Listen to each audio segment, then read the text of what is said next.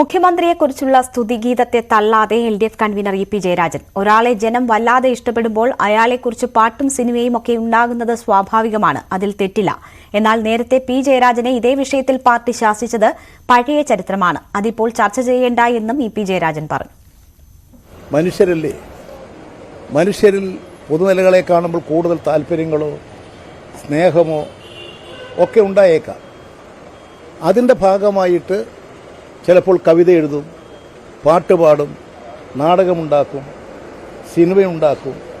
അതെല്ലാം ഓരോ പ്രശ്നങ്ങളെ അടിസ്ഥാനപ്പെടുത്തി ഉണ്ടാകുന്ന ഒരു സമീപനത്തിൻ്റെ വികാരത്തിൻ്റെ ഭാഗമാണ്. ആ നിലയിൽ ആ പ്രശ്നങ്ങൾ കണ്ടാൽ മതി. പി ജയരാജന്റെ പ്രശ്നമൊന്നും ഇവിടെ ഉന്നയിക്കേണ്ട വിഷയമില്ല. അതിൽ കഴിഞ്ഞു പോയൊരു അധ്യായം.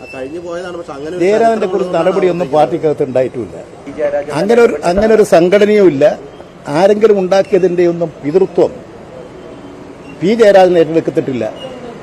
ഇത് പി ജെ ആർമി പാർട്ടിയെ ദ്രോഹിക്കാൻ പുറപ്പെട്ടിരിക്കുന്ന ചിലര് ഇങ്ങനെ ചില ഇതുണ്ടാക്കി പറഞ്ഞാൽ അതിന്റെ ഉത്തരവാദിത്വം പി ജയരാജനാണോ? ആക്രമിക്കുമ്പോൾ ഉണ്ടാകുന്ന വികാരം എത്ര വലുതാണ്? അതുപോലെ മനുഷ്യരിലുണ്ടാകും. അതിന്റെ അടിസ്ഥാനത്തിൽ ചിലപ്പോൾ അഭിപ്രായങ്ങൾ പറയും.